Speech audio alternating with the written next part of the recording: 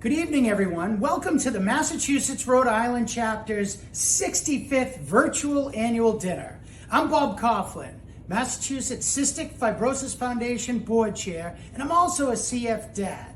So even though we can't be together tonight, we need to keep up our efforts to find a cure. 2020 has been a truly remarkable year, full of achievements and unexpected challenges. We began 2020 with confidence in the strength of the CF community and the determination of our Cystic Fibrosis Foundation, although none of us could have predicted what last year would bring. Against the backdrop of the COVID-19 pandemic, your trust and unwavering support enabled the Cystic Fibrosis Foundation to forge ahead and stay focused on our mission and to deliver. We focused on three key areas: cure, care, and community. The plan is our roadmap to deliver the treatments that are needed for the future and address the urgent challenges that people with CF are facing today. Together in 2020, we remained resilient and working tirelessly to support the CF community. I'm going to highlight a few things that we were able to do. We found more ways than ever to be stronger together while we were physically apart through more than 950 virtual events, both nationally and here locally. We celebrated the 65th anniversary of the foundation and progress that we've experienced in cystic fibrosis research. 2020 also saw the rapid acceleration of telemedicine and the distribution of more than 15,000 home spirometers to help people with CF manage their care in their home. In 2020, the foundation also had 43 funded industry agreements and approved more than 600 awards for research and care, including ones to progress novel therapies for infection, support laboratory studies on COVID-19 and CF, spur advances in enzyme replacement therapy, and advance innovative genetic research towards a cure for everybody with cystic fibrosis. We pressed forward on our goals for the future, supporting expanded use of modular therapy for more people with CF and investing more than $200 million in care and research to address the many needs of the CF community. You know, in 2020, the Massachusetts Rhode Island chapter, together with all of you, held 2 in-person events and 28 virtual events, raising $4.5 million, over $4.5 million, making your very own Massachusetts Rhode Island chapter #1 in the country. That is awesome. So folks, remember, together our ability to progress our mission despite all that has come our way in 2020 is a powerful testament to the strength, unity, and fortitude of this amazing community. There's so much to be encouraged by as we head into 2021, including the progress of COVID-19 vaccines and the promise of a wonderful year ahead. Together, the CF community can overcome anything and face any obstacles that come our way, and trust that together we will continue our remarkable progress in 2021. You know, despite the progress achieved, critical work remains to be done to help all people with cystic fibrosis live long, fulfilling lives. And why we are all here tonight is because we are trying to get one step closer. We will get closer. We are all in for CF. We will not give up till cystic fibrosis is cured. I want to thank all of you for joining us tonight. We have a wonderful night planned, and I also want to start off by thanking our sponsors, our presenting sponsors, the Joey Fund and the Francis Pugh Hayes Family Foundation, our elite supporter, Vertex, our mission champion supporter, Sinspira, and our mission supporters, Translate Bio, Walgreens, Nestle, and Viatris. And our annual sustainer is Chezi.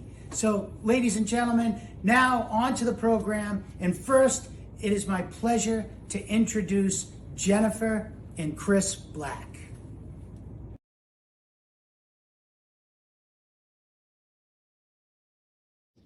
Thank you, Bob. We're now on take 76. I think filming this at home, I'm learning, creates all sorts of unique challenges, such as the phone ringing as you're taping, or your dog bouncing on the door when you're taping. So like all of us who have been struggling with the pandemic this year, it raises new challenges and new opportunities, which we're working through right now. But it's a pleasure to be here speaking to you. The Francis Pugh Hayes Family Foundation has been associated with the annual dinner the Hope in Action Award, and the CF Foundation for well over a decade.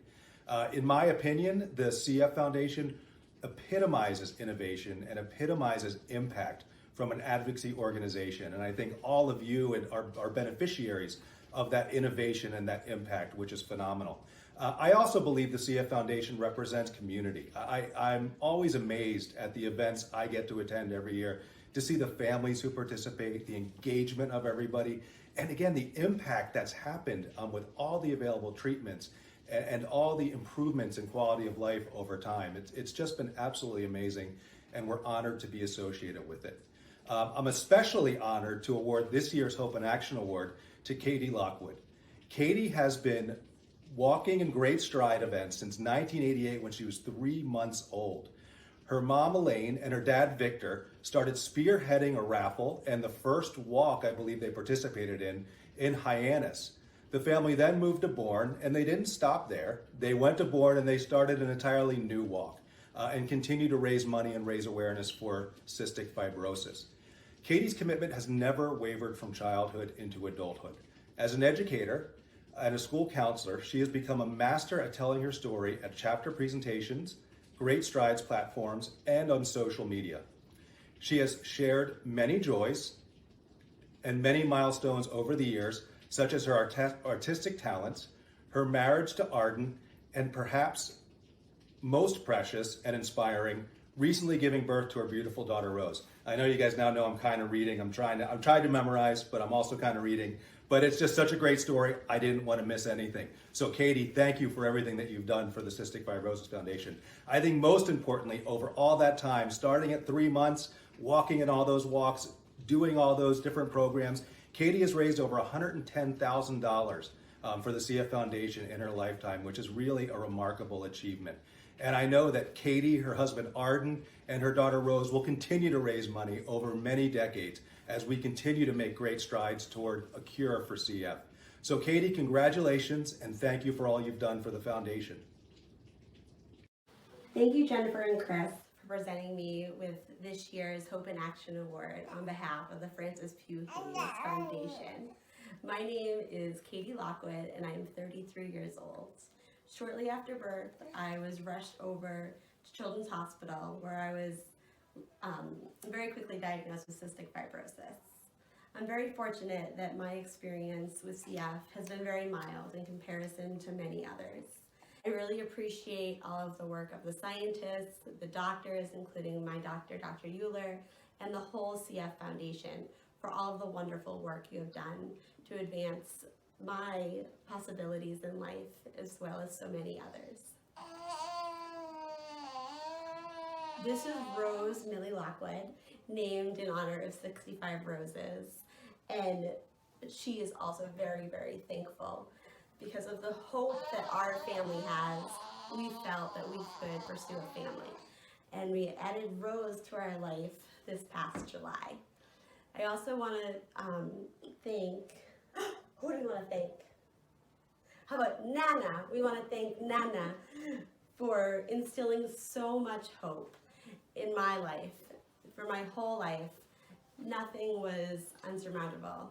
And the strength and the resilience that she showed me how to do that as well. So thank you all for this award. I really appreciate it. And I look forward to being able to see people in person once again. Can you wave?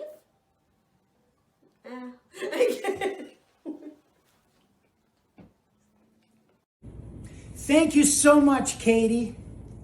Our first guest speaker, ladies and gentlemen, is Mark Ginsky. Mark is the Executive Vice President and Chief Operating Officer of the Cystic Fibrosis Foundation. He joined the foundation in 2016. He oversees the foundation's fundraising efforts, as well as its HR, IT, communications, legal, and operations functions. Prior to the pandemic, Mark has made it a point to visit with every chapter in person and has met countless members of the CF community during his tenure. Now he does it virtually. The CF mission has become very personal for him, and he considers it a privilege to work each and every day in support of our incredible cystic fibrosis community. Thanks, Bob, and thanks to all of you for your continued support and commitment. While so much has transpired over the past 12 months, and while we cannot be together in person this year, I want to express on behalf of the entire CF Foundation how incredibly grateful we are to all of you.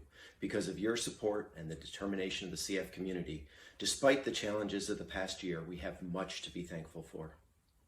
While we have all been limited in our daily activities by the pandemic, the steps taken by people with CF and their families were even more dramatic.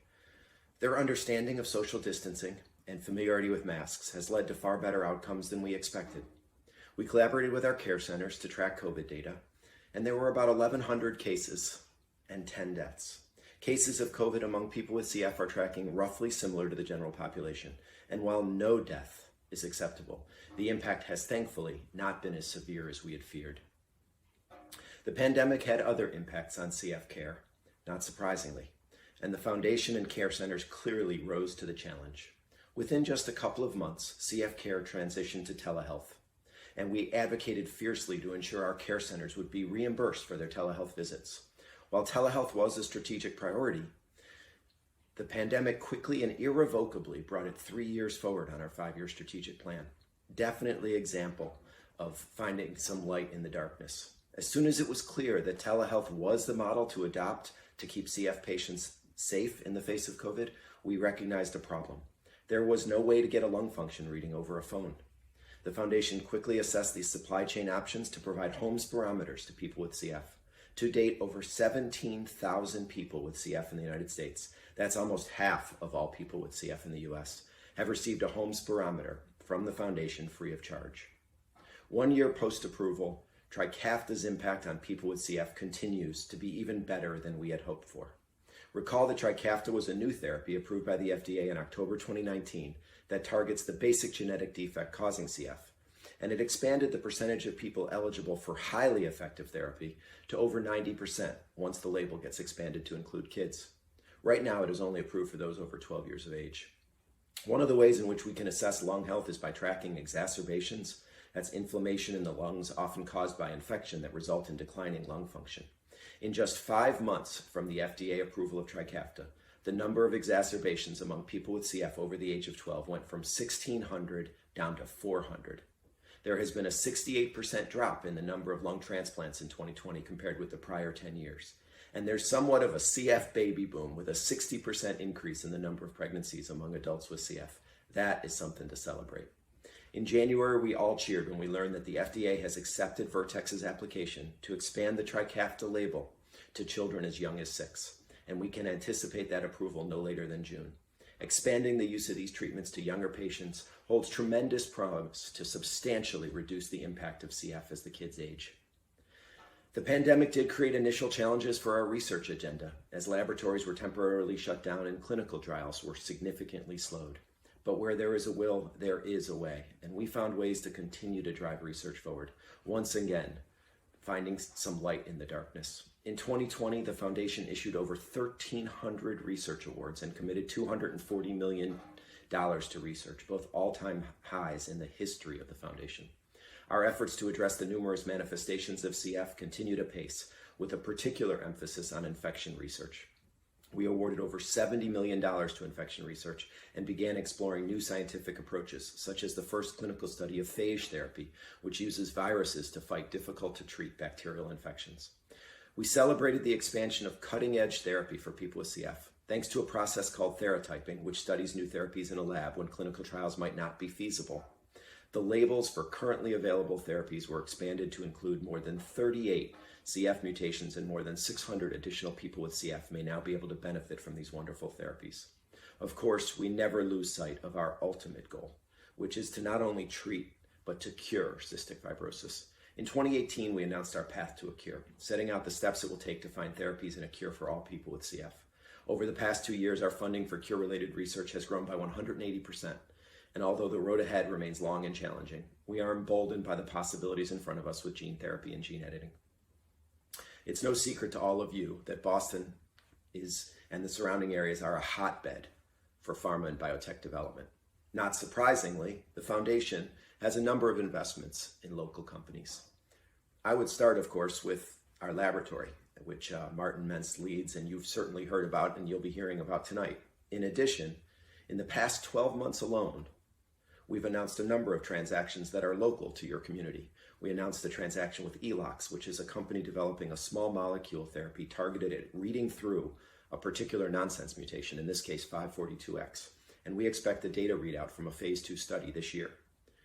We started an incubator, a CF incubator with the Longwood Fund, which is a venture fund that identifies technologies in academic laboratories, such as those at Harvard and MIT, that could be used and become CF therapies or companies. We also funded, again, Sinspira, which has 2 therapies, one an artificial pancreatic enzyme and one a treatment for certain lung infections. And of course, we also made investments in the past into Translate Bio, which is developing an mRNA-based therapy, which is in phase 1 trials that are expected to be completed this year. Thank you again. Thank you to the Joey Fund and the Francis Pugh Hayes Family Foundation for sponsoring this evening, and thanks to all of you. You are making a difference in the lives of those living with CF and are part of a community that is writing the most amazing story in medicine today. When we reflect on the future of CF, we remind ourselves that our most challenging and important work is ahead, but with all of you and the rest of the CF community by our side, we are confident in the path forward. Thank you. Thank you, Mark. Ladies and gentlemen, our next speaker is Martin Mentz, Vice President for Drug Discovery and Head of the Cystic Fibrosis Foundation's Therapeutics Lab in Lexington. After receiving 2 graduate degrees in physics and received his PhD in cellular and molecular physiology from Yale in the year 2000, the next 6 years he spent at Rockefeller University in New York applying molecular biology and biochemistry tools as well as electrophysiology to elucidate structure-function relationships of CFTR. Yep, I said it. Many mutations in this protein can cause the cystic fibrosis disease. Martin then spent time at both Synta and Epix Pharmaceuticals and was the principal scientist for drug discovery at the CF Foundation. He is on the Joint Scientific Advisory Committee for many of the CF Foundation's partnered small molecule drug discovery programs. After closely working with the Flatley Discovery Lab in 2011, Mentz was charged with establishing an independent and fully CF Foundation operated and funded laboratory, of which he has been heading since 2012. Martin? Hello, everyone. I'm Martin Mende, and I had the privilege of running the CF Foundation CFFT lab in the Boston area for the last 9 years. I was quite honored when I was asked to contribute to this virtual event and give you both a glimpse into our lab, as well as an update on the ongoing science. Unfortunately, like probably every one of you, we were also impacted by COVID and had to close the lab until June 15th last year. And ever since, we are still working with a restricted workforce and shifts, and have not been altogether back on site. Nevertheless, I'm really quite happy and impressed with what we have been able to accomplish under these modified work conditions, and wish just that we all can be soon back together in the lab after everybody has been vaccinated. But I will step now aside and you can see for yourself. Let me welcome you to our lab on a nice sunny day. The CF Foundation is operating a lab in Massachusetts in the Boston area since 2012, first in Bedford, and then in 2015, this facility was built out for us and we could move in just before the end of 2015. It was really built out as a state-of-the-art research facility for research on cystic fibrosis and CF, and it is currently home to 40 employees, 36 of who are scientists. When you walk inside and then take your early left-hand turn down one of the hallways, you will come by laboratory space on the right through the windows, and on the left there's bathrooms and other things before you get to one of the open office areas where my scientist colleagues are located. They're currently at work, so the chairs are empty, but you can see how everybody brings a personal touch to the workplace. In the second bay here, you can actually see 2 people at work. Those are bioinformaticians, and they do their best work at the computer. We don't really want to see them at the bench. Looking through a window into one of the lab spaces, this is a large tissue culture room. Here we prepare all kinds of cells, treat them with compound, expand them, bank them, before we eventually bring cells also into the lab for experiments. Altogether, the lab has 4 tissue culture rooms. This one I also call the quarantine room, because here we receive tissue from lung explants, rectal biopsies, or nasal scrapings, and we need to clean it up, remove bacteria and other microbes before we then can bank the cells and use them for experiments in our lab or send them to other groups for research. And here we are walking down half of our open lab space. This space is really used by everybody in all the scientific teams for either biochemistry experiments, to prepare molecular biology, like reagents for gene editing. The electrophysiology team has a space where they do functional measurements. The stem cell team may stain cells for later microscopy work. The genomics team runs their sequencing reactions. And back here at the end, where we don't really see well right now, is where our high throughput group carries out high throughput screening. Of course, I realize that you would rather hear about the work that we're doing actually than just seeing our space. And so for the remainder of the presentation, I will focus on a couple of highlight scientific projects, all which are aimed at basically helping more people without currently available therapies to hopefully at some point have therapies. The first project I want to talk about is serotyping. You may wonder what serotyping means, but for me it means matching therapeutics to genotypes. Basically, that is what Vertex also did to add 177 additional mutations to the Trikafta label, which the FDA approved just before Christmas last year. The CF Foundation sponsored a similar but larger study across 3 labs at Rosalind Franklin University of Medical Sciences in North Chicago, UT Southwestern in Dallas, and also our lab. And in each of the 3 labs, we tested 650 missense mutations. Examples for those could be D192G or N1303K, and also small deletion variants. The prime example for that is F500L, but of course I507L would be another example, and a number more. And so in all 3 labs, we basically express these CFTR variants or mutations in cells and then tested for their responsiveness to Lumacaftor, Ivacaftor, which are the active ingredients of Orkambi, or responsiveness to Elaxacaftor, Tezacaftor, Ivacaftor, which are the active ingredients of Trikafta.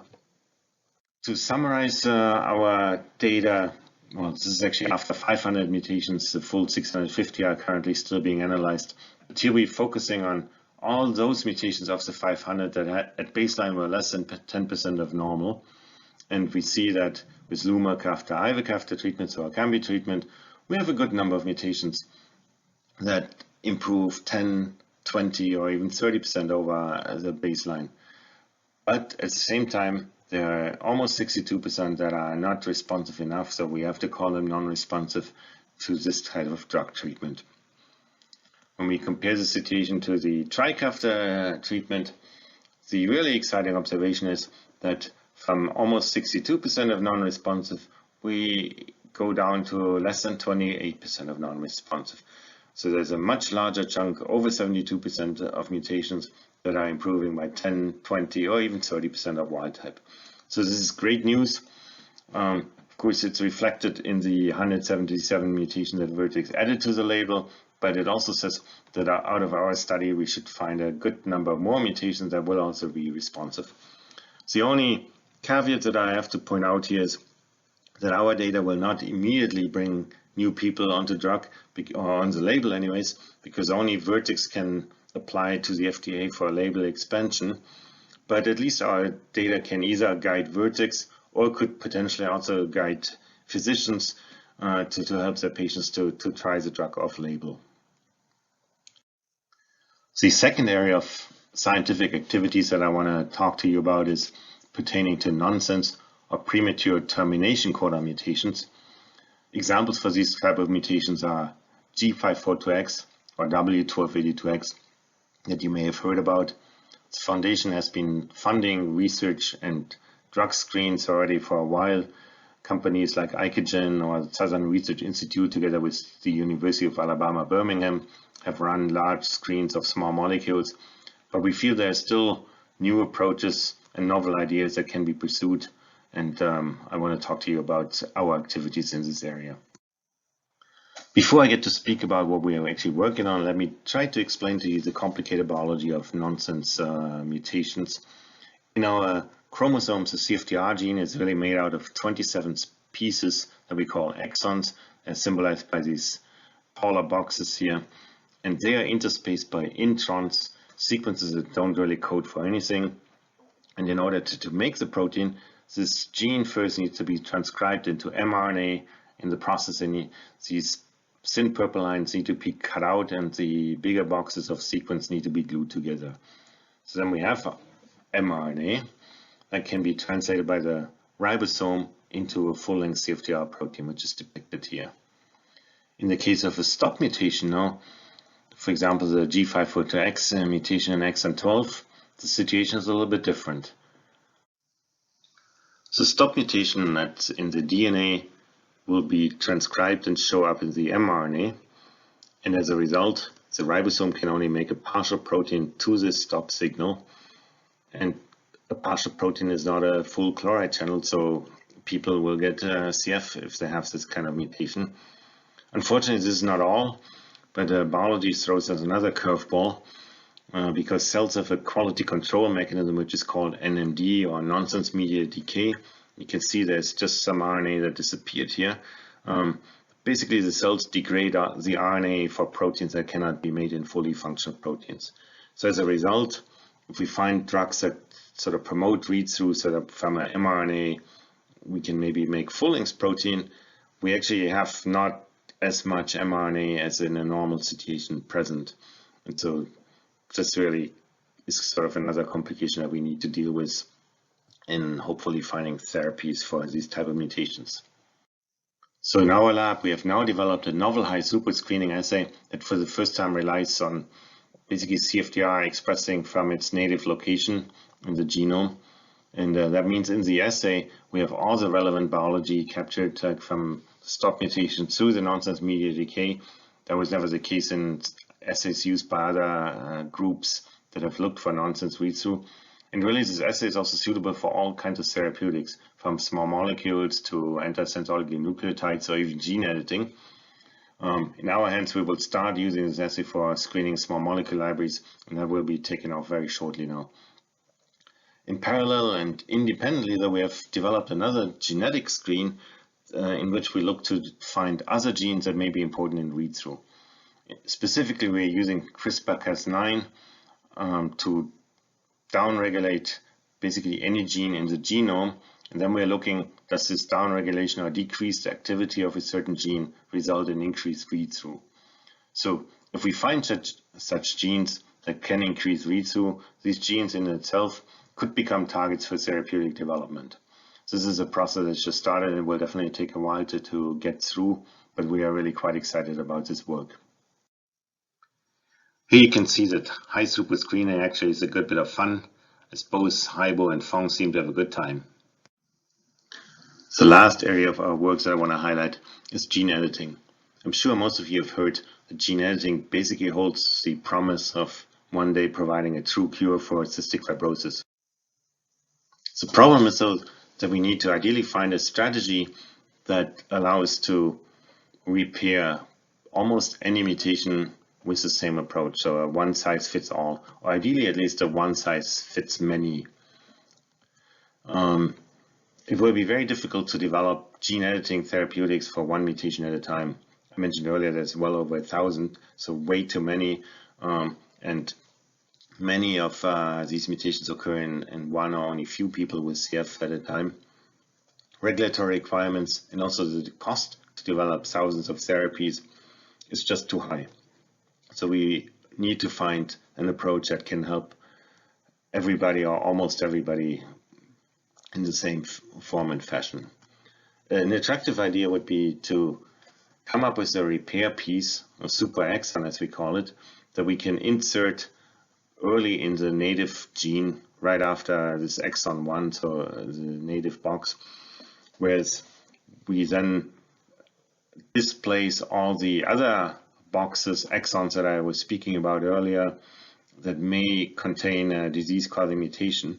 And so basically this exon 1 would splice into our repair piece that is containing all the other exons glued together with a stop sign, and so that ultimately the cell would make a protein that uses the native sequence 1 and our repair piece to come up with a healthy, normal CFTR. Our lab is looking to validate such a super exon approach. We are looking to develop a blueprint that could be handed to a gene editing company when that company is ready to take on cystic fibrosis. We need to figure out that such a large repair piece can really be safely inserted here without maybe disrupting or then ignoring important information that is encoded in the gene somewhere downstream between those exons. There could be information that tells the cell how much or how little CFTR need to be made, and ignoring that might be not a safe outcome for a person with CF. At the same time, we need to ensure that this new stop signal that we would basically use here is strong enough so that the cell will ignore the faulty exons and all the mutations that are downstream.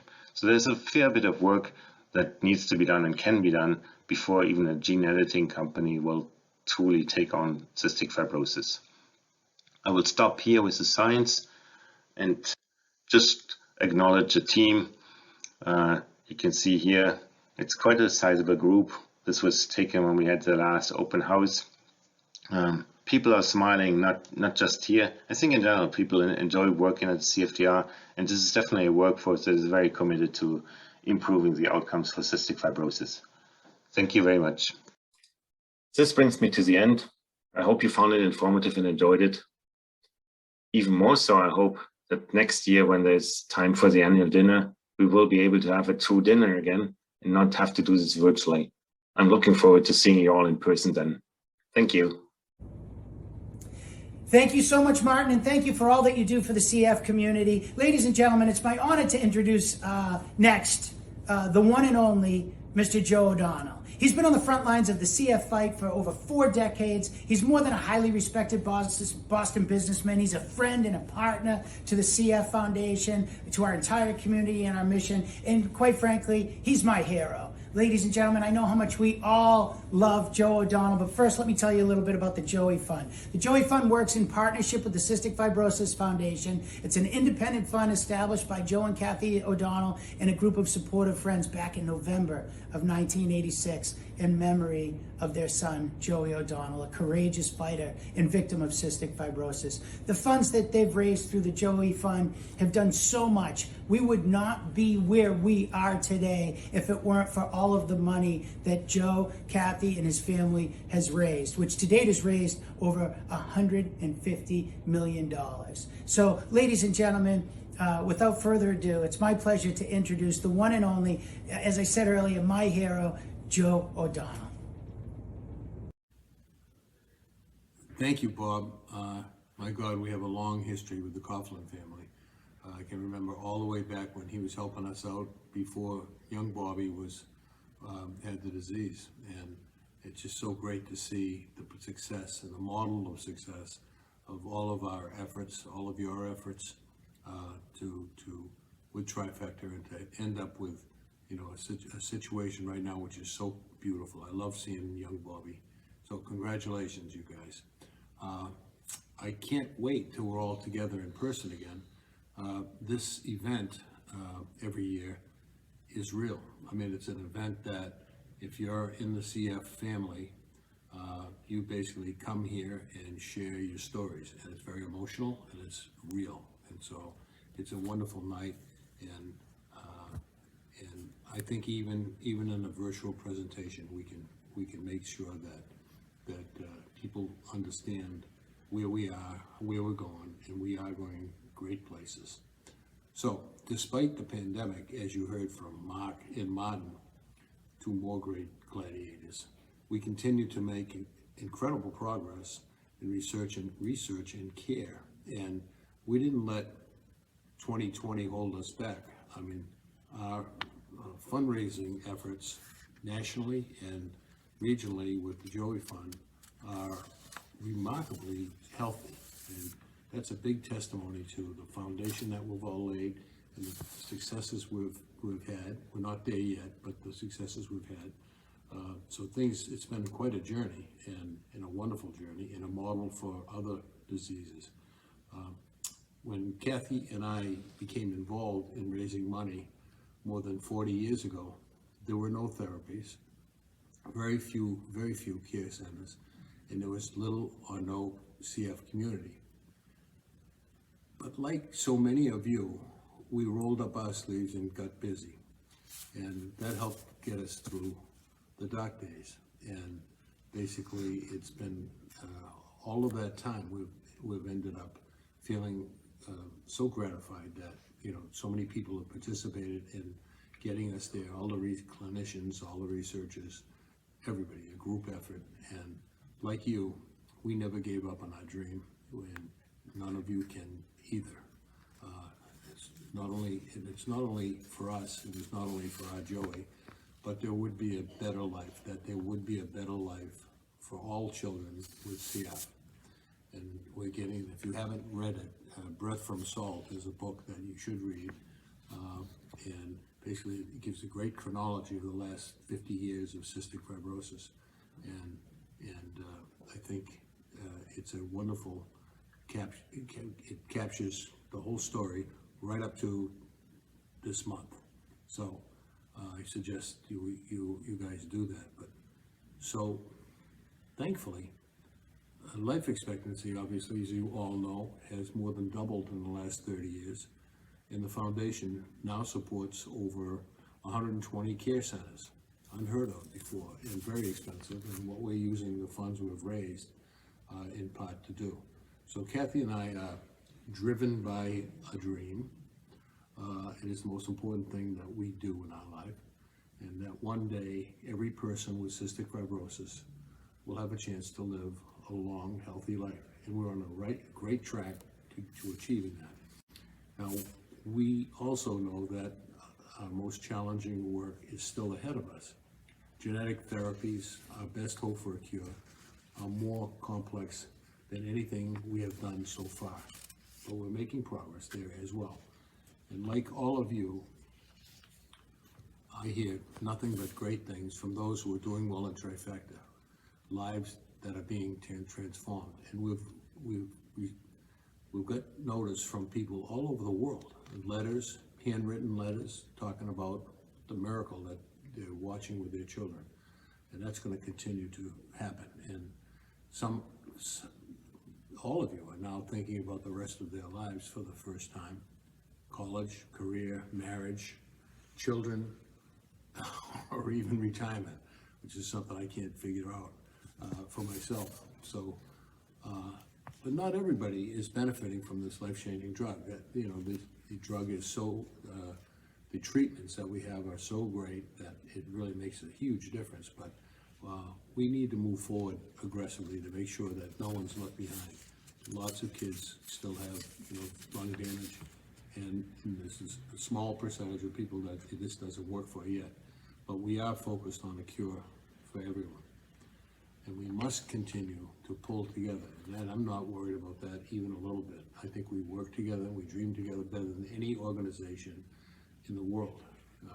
And that's a result of all of our efforts for all of these years and the progress we made. But even before we made the progress, we had a very tight-knit group. And I think to achieve our vision, we're going to continue to do that. And we're going to continue to drive the revenue in the company, because we need to buy the cure for the rest of the people that. So we're in the quiet phase, but basically we are embarking on very creatively titled Milestones 3, which is the theme of which is Driven by a Dream campaign, and we're going to raise $500 million. And that's going to come, and that's more than both our milestones 1 and 2. I'm proud to be the chairman of that group, and we will succeed in that. We're going to raise major gifts like we did with milestones 1 and 2, but we will also emphasize legacy giving. We're all getting pretty old. Our planned giving for the first time. That should make a big difference and give people an opportunity to participate in ways they never dreamed they could. It'd be great. That'll be great. So we will invest our resources today while raising funds for tomorrow so that we can reach the finish line. And we will succeed. We are going to succeed. With their help, we'll succeed rapidly. This is not going to stop. And as soon as we do that, finally, we'll be able to celebrate the results of all of your efforts and all of the help that you provided us. Could not have done it without you, and I'm sure every one of you thinks inwardly, you know, how gratifying it is to be on a winning team. And that's where we are, and that's the results are so manifest themselves in so many different ways. So thank you for that. Congratulations for all you do. We really appreciate all of that, and we'll be in touch. Thank you. So tonight, I have this wonderful honor and privilege of presenting our first Hero of Hope Award to Bridget Zavacious. She's been on my allied team and worked with me for as long as I can remember, 20, 25. She doesn't look like she's worked for 20 years, but she's been a great member of our team, of the Allied Global Marketing team, and a longtime friend and supporter, big time supporter of the Joey Fund.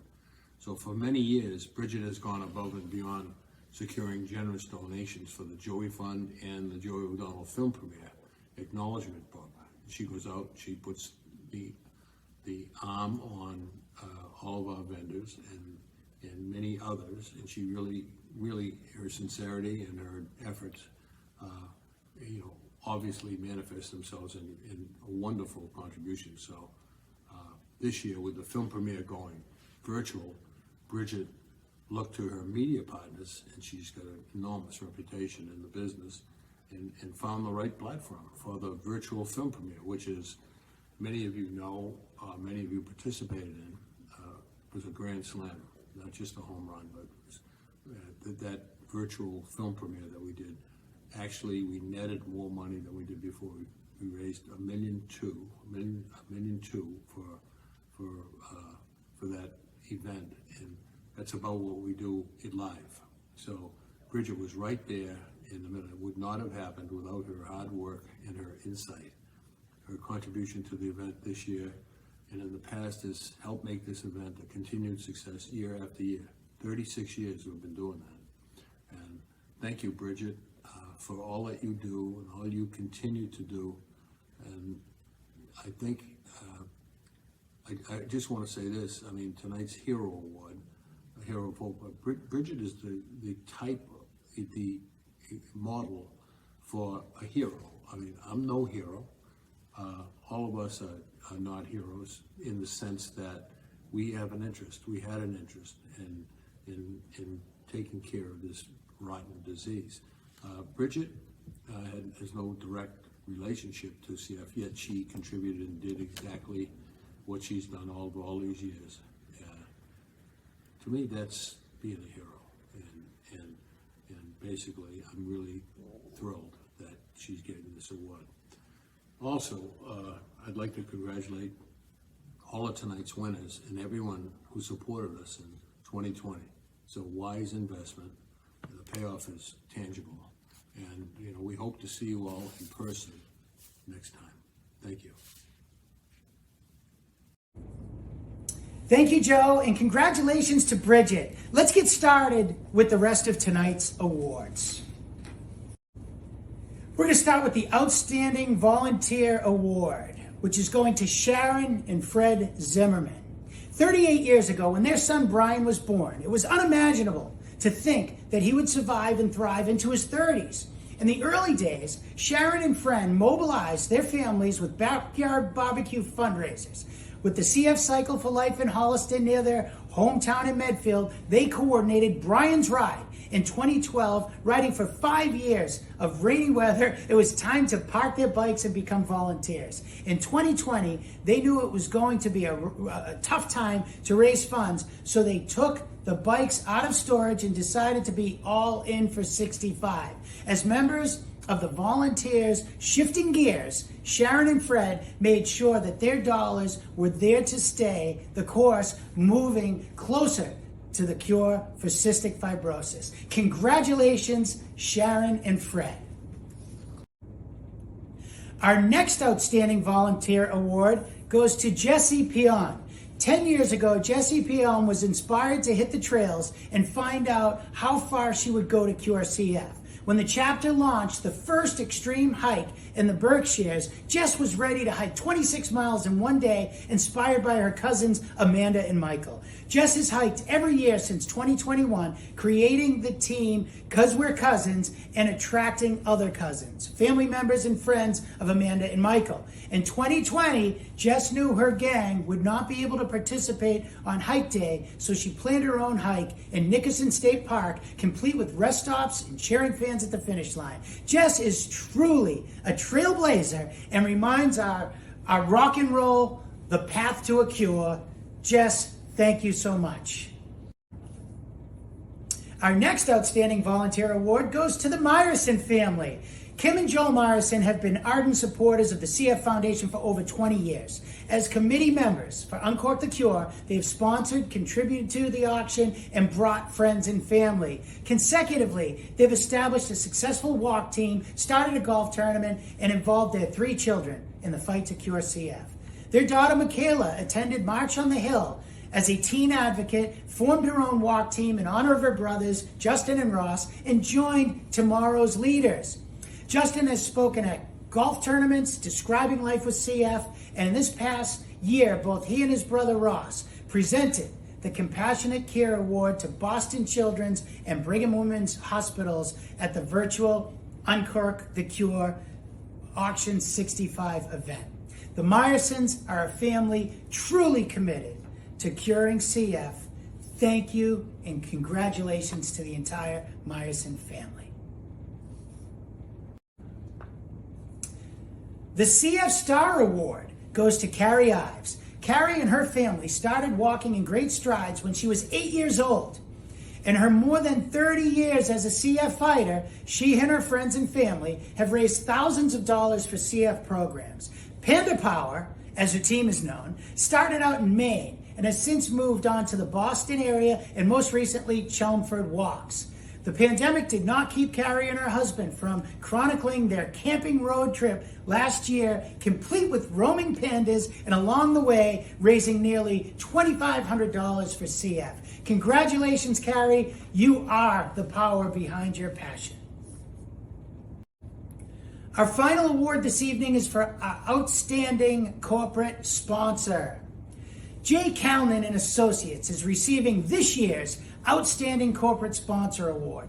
My good friend Jay Calnan, along with Mike Crowther and Steve Roback, have been supporting CF for over 12 years, starting with sponsoring the Casino Royale, supporting Uncork the Cure, and mostly the Nantucket Slam. Jay and his team have brought a number of new anglers to the Nantucket Slam, significantly increasing participation and revenue each and every year. This year, raising nearly $180,000. Ladies and gentlemen, my dear friend Jay has been a huge part of the Slam's success, and I want to thank Jay, Mike, Steve, and everybody at JCA for your steadfast commitment to the Cystic Fibrosis Foundation. You may not be good at catching fish, but you are awesome at raising money, so thank you.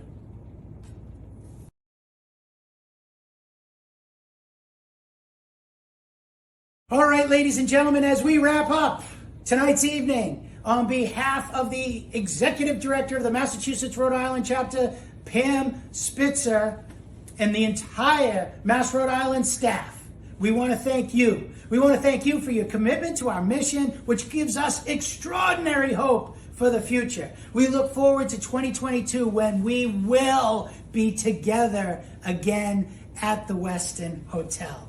Thank you to all of our care center teams at Bay State Medical Center, Boston Children's Hospital, Brigham and Women's Hospital, Hasbro Children's Hospital, Mass General Brigham, UMass Memorial Healthcare, for all that you heroes do each and every day, keeping our CF loved ones safe and healthy. And thanks to you, we will cross the finish line. We have never been more confident that together we will make CF stand for Cure Found. So stay tuned for a short slideshow and a year in review. Thank you all and have a good night.